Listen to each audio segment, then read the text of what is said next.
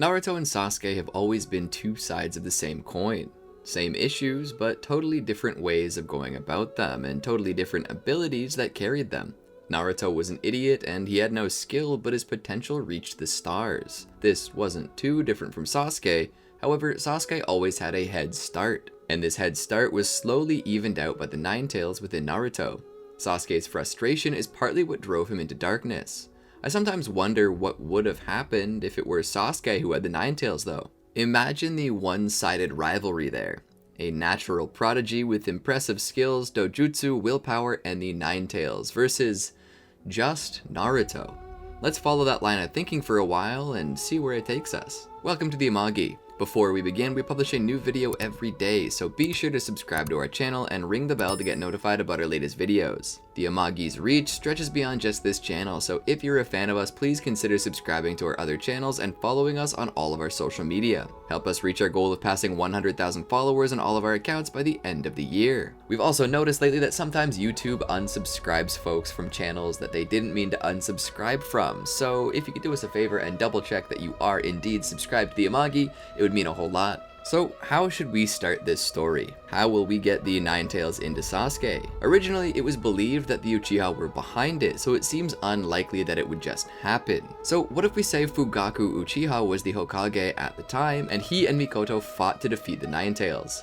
After all, Fugaku was poised to become Hokage at some point in time, but was passed over in exchange for Minato Namikaze. So we'll say that after Naruto's born, the Nine Tails is released. Minato and Kushina are both killed in the attempt, but Naruto survives. On the other end, Fugaku and Mikoto are facing the Nine Tails, and both are fatally wounded. Knowing that they can't do anything with the Nine Tails, Fugaku seals the beast into his newborn baby boy, Sasuke. Then the two perish. Baby Sasuke is all alone, but only for a little while. Remember that he still has Itachi, but if you think that I'm going to say that Itachi takes care of him all alone, well, you'd be wrong. Itachi's only 5 at this point in time. He can't even take care of himself. You think he's going to be able to care for a newborn baby all alone? Good news is Fugaku is the Hokage, which means that they'll have no shortage of resources. I would assume that Sasuke and Itachi would be returned to the Uchiha clan, where they would probably be fostered by another family. This doesn't really change the fact, though, that the Uchiha are blamed for what happened that day. After all, the mysterious masked man that everyone witnessed at some point or another was obviously an Uchiha due to his Sharingan. And so this is where things begin to get back on track for the series. Well, as close as it can get to back on track as possible. There are quite a few differences here.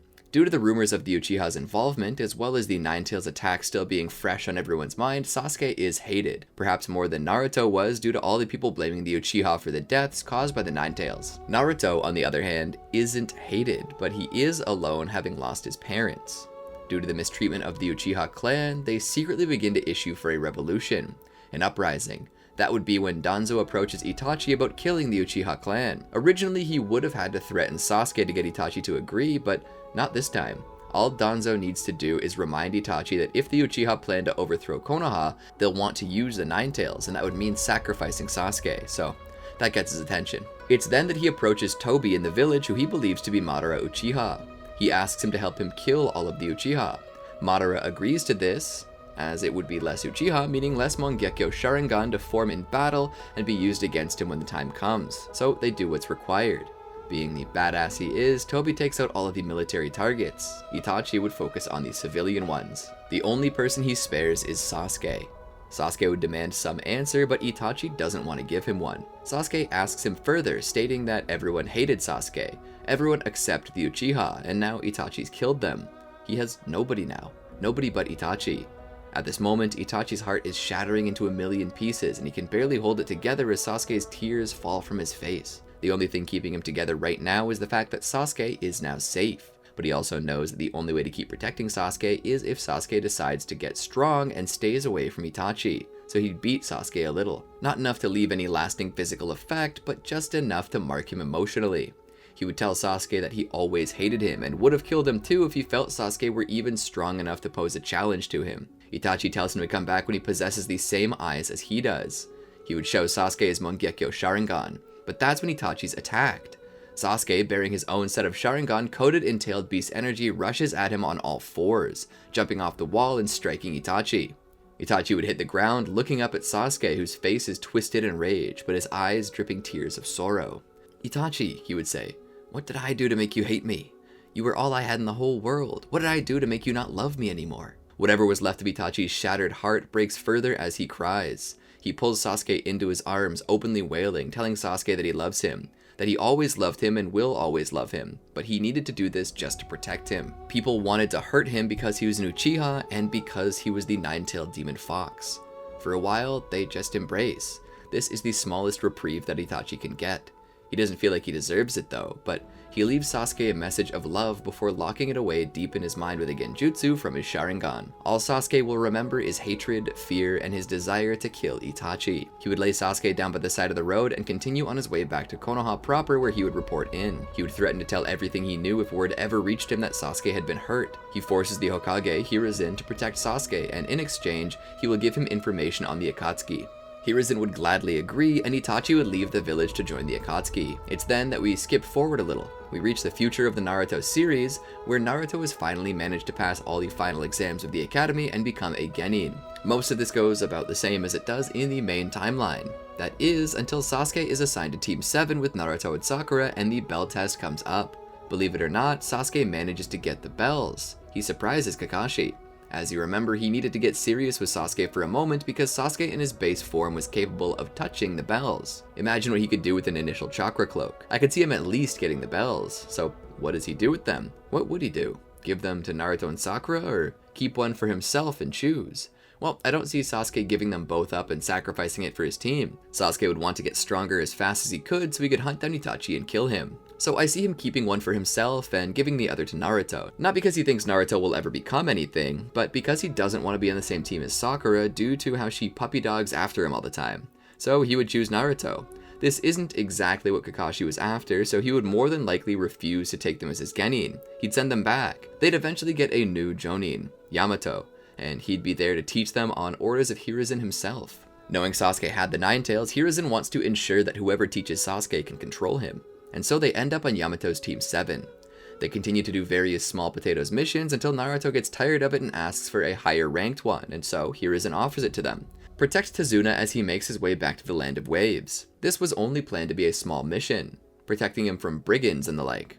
How surprised do you think Yamato would be to find out that they are attacked by shinobi? The demon brothers appear and attack the terrified Naruto, but Sasuke quickly steps in with his incredible strength and kills both demon brothers. Due to this display of strength, Yamato is convinced to keep going with them. It would be then that they need to deal with Zabuza. All things considered, Naruto didn't even know how to use his initial Jinchuriki cloak at the time, so nothing here would change besides Sasuke being far stronger. This leads to the defeat of Zabuza and his incapacitation by Haku, who is faking the former's death to give them the element of surprise. They would then make their way to Tazuna's house. Kakashi isn't here, it's Yamato. Yamato wouldn't be overly tired from fighting Zabuza because he didn't need to rely upon the Sharingan to do so. So Yamato isn't much more tired than his students. This doesn't mean that they don't still train though. In fact, they probably would be pushed harder, as Yamato wants to make sure they have all of the basics down, including running up trees and hanging upside down with nothing but the chakra on the soles of their feet. Since Yamato is there to instruct them personally and give them pointers, I sorta see them mastering it a little quicker. Not to say that Naruto and Sasuke still don't have problems, they definitely do, but they'll have Yamato there to help. So I feel that Sasuke would master this fairly quickly. Naruto has never been a quick learner, but his drive to succeed gives him the determination to never give up and catch up eventually. That being said, they might still leave Naruto home while they go to the bridge. When the attack begins though, where Haku and Zabuza return, I sorta wonder how well Yamato would do. He has no Sharingan, but he does have wood release, and that's pretty strong. Sasuke, on the other hand, well, the moment he's put in demonic mirroring ice crystals, I feel that Sasuke would simply escape. Sasuke can already control the initial chakra cloak, so this would be no trouble at all.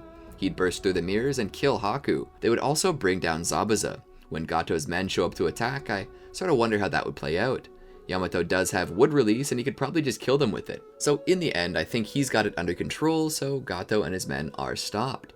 This leads to the bridge being finished.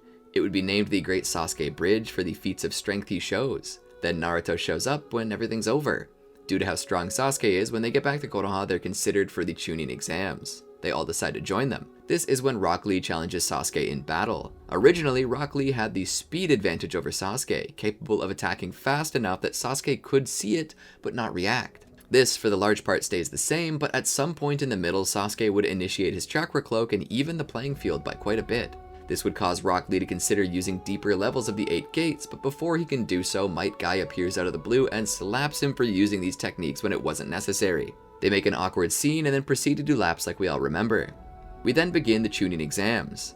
The first test is a breeze for Sasuke. This goes mostly the same. Then comes the Forest of Death. This mostly goes the same until Orochimaru appears. Sasuke, with his strength, is much less intimidated. However, as he uses the chakra cloak, Orochimaru would suddenly add the 5 element seal to it and cut off its power. He would then brand Sasuke with the curse mark, knocking Sasuke out. After that, everything remains the same through the Forest of Death. After this, some things change. In the third round of the Chunin exams, the exhibition matches, we get to see most of the first half stay the same. But when we get to the second half, things change. Naruto would train with Jiraiya, but he doesn't have the Nine Tails, so that whole part of his training is moot. We also know that Naruto still doesn't have good control on his chakra reserves, as he was only summoning a tadpole about a month into his training, and only summoned Gamabunta when he was thrown off a ravine and instinctually tapped into the Nine Tails power. Since Naruto doesn't have the Nine Tails, his growth here is stunted, and he doesn't appear to get any stronger through training with Jiraiya. Sasuke, on the other hand, has been training with Yamato, and while he doesn't learn Chidori, well, not yet, he does have lightning style and I'm certain he'll pick it up eventually, Sasuke mostly just learns to control his chakra better, resulting in him needing to use less to accomplish bigger feats. So when the Chunin exam's final rounds begin, most other characters' battles remain largely the same. That is, except for Naruto, who almost immediately gets floored by Neji, and Sasuke, who has a bit of a harder time getting through Gaara's sand shield due to not possessing Chidori. This may cause Sasuke to lose. We would immediately go into Konoha Crush, and despite everything, even when using the curse mark, Sasuke cannot beat Gaara, and both Naruto and Sakura are functionally useless here. The best we can hope for is that they survive. Gaara would escape. Konoha Crush would reach its conclusion with the death of Hiruzen and the sealing of Orochimaru's arms. After this, we move on to the search for Tsunade arc. Jiraiya and Naruto are sent after Tsunade to recruit her. On the other end of things, Itachi and Kisame likely wouldn't attack Sasuke. Itachi definitely doesn't want his little brother to die, so he would likely sabotage the mission to find him in subtle ways that would make it very difficult. That is, only if Kisame doesn't take it into his own hands. So what would happen if they did find him? Well, I could see Itachi doing a bit more abuse to Sasuke to fuel his hatred, but he wouldn't use the Tsukiyomi on him because that would leave Sasuke defenseless. He'd make it look good, but in the end, he would let Sasuke escape. Meanwhile, Naruto would work diligently to learn the Rasengan according to a bet he made with Tsunade. Most of this arc remains the same to a point. Later, when Sasuke is approached by the Sound 4 and soundly beaten, he makes his decision. He decides to leave the village, which Sakura had predicted. He leaves the village to join Orochimaru and is then given a pill and placed in a jar. The next day, the Leaf Shinobi are on their way to track down Sasuke. They easily catch up to the Sound 4 and this leads to a split battle. Choji faces Jirobo and after consuming the red pepper pill manages to kill him, though he's left in critical condition. Neji also manages to kill Kidomaru with the gentle fist technique, though he's also in bad shape afterward. Kiba and Akamaru face off against Sakon and Ukon, and Tatsuya is fighting Shikamaru. However, since Gaara isn't there to help them, they perish at the hands of the Sound 4. Naruto's left facing off against Kimimaro, though he's no match for him no matter which way you slice it. He couldn't beat Kimimaro with the Nine Tails help, so there's no way that he can do it without. Honestly, I feel like Naruto dies here. Sasuke would emerge from the pickle jar of power. He would see Naruto's body and would think about him for a moment before moving on. Rock Lee would also show up to fight Kimimaro, but with Gaara's help, he only managed to survive long enough for Kimimaro's illness to bring him down. Lee likely would be defeated by Kimimaro and killed as well. So the casualties of this mission are this: Jirobo, dead. Choji, critical. Kidomaru, dead. Neji, injured.